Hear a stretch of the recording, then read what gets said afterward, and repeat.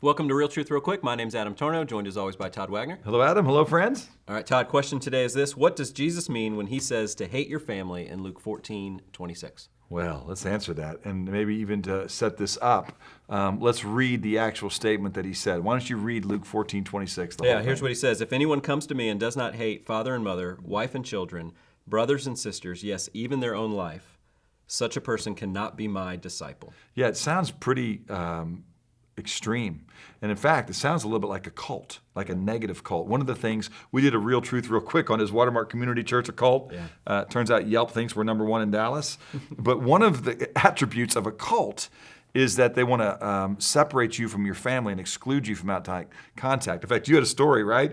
Didn't you, one time when you were in college, where your dad said, when you started going to a I was a new Christian and talking to my dad about my faith, and I remember he said, early on in one of those conversations, Adam, I know you're not a part of a cult because you still call me. That's right. Because he just thought that if I was involved with a cult, I'd be kicking him out of my life, I guess. What's interesting about that conversation is if your dad would have later said, I don't want you to follow this Jesus. Even though you're still talking to me, I don't want you to do what Jesus says you should do. You would have had to say to your dad, hey, Dad, I can't make that commitment to you, all right? But you would honor your father by listening to him. You would make sure that you know that, hey, Dad, I'm not excluding you from my life, but if what Jesus says is true, that he is the way, the truth, and the life, that he's very God of very God, and that it's the means to which I can be both reconciled to God and live a noble and wise life, you wouldn't want me to not do that. Right. Okay? There are some parents who would say, I don't want you to do that. I don't want you to really follow Jesus the way Jesus asked you to follow him. And at that point, Jesus would say, well, listen, if anyone comes to me and doesn't hate his own father or mother, okay, as a statement of comparison. Because when a dad would say, son, if you love me, you wouldn't do this. And if this is to follow God, think of maybe a father of a Muslim background who would tell his son that, hey, you're going to be dead to me. I have friends who are Jewish that when they began to accept Jesus' claim that he was the Messiah, they said, you're dead to me. They buried him. They actually have a plot on the ground with a tombstone. And they said, this son is dead to me because he's embraced Jesus. That person took seriously the call of Christ on his life.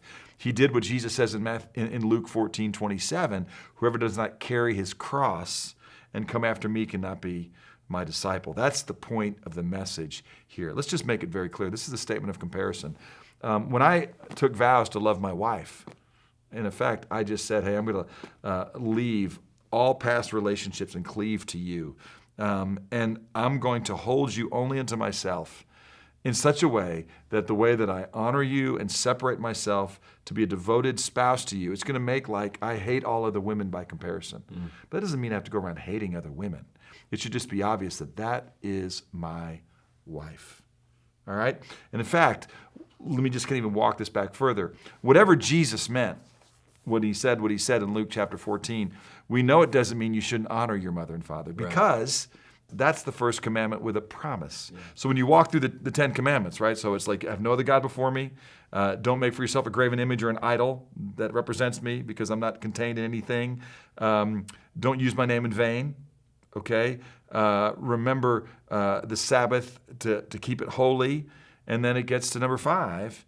And he says, honor your mother and father so that you might prolong the life in the land which I am giving you. The idea there is that the mother and father that you have are encouraging you to live a godly life.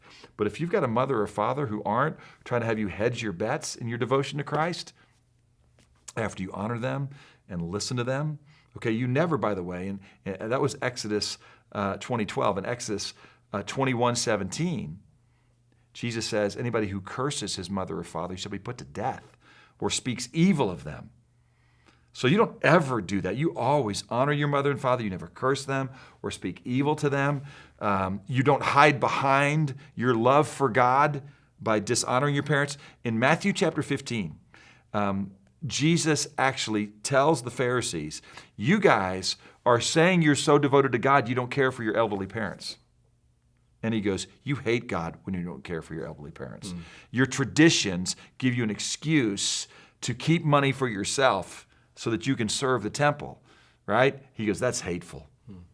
You're not even allowed to speak evil of your parents, much less in the name of God do evil to your parents. Okay? So what he's saying in this passage, it's in Matthew chapter 10, verse 37, and it's here in Luke 14. What Jesus is saying is, hey, at the end of the day, your ultimate love and devotion ought to be to me, but you never stop honoring your mother and father. So even my mom and dad, when they weren't as devoted to Christ as I was, my parents came to Christ probably after me, I always said, Mom or Dad, you're always going to be my parents. Speak into my life. Give me wisdom. You're going to be part of my counsel. Okay? But at the end of the day, if your counsel isn't informed by God's word, it's going to look like I hate your counsel because I'm always going to go with Jesus. But I'm not going to speak evil of you. I'm going to serve you and care for you and love you. And so that's what we always ought to be marked by as Christ followers. We're to care for our parents, love our parents, honor our parents, but ultimately never sacrifice our devotion to Jesus. At the end of the day, it's his cross I carry, and it's his disciple that we are. So this isn't a verse to hide behind, Yes. to shut yourself off from your family, or if you're a teenager, to say, I don't have to listen to my parents. Don't hide behind this one. I'll give you a quick little story just to wrap up. I'll do it as quick as I can. I had a buddy who was doing devotional with his children one night, and they were trying to get him to bed kind of in a hurried way. And the kid says, Daddy, are we going to memorize our verses? And the dad was a little bit exasperated. He goes, No, yeah, we'll give you a verse. Here's one. Children, obey your parents in the Lord, for this is right. And the kid goes, that was not wee in there, but it is. It's Ephesians 6. Children, obey your parents, this is key, in the Lord. For this is right. If your parents aren't in the Lord, honor them. Don't speak evil of them, but it's going to look like you hate them because you got to serve your king. Great answer, Todd. Well, check the show notes for some other helpful links and other resources. Thank you so much for watching, and we'll talk to you again next time.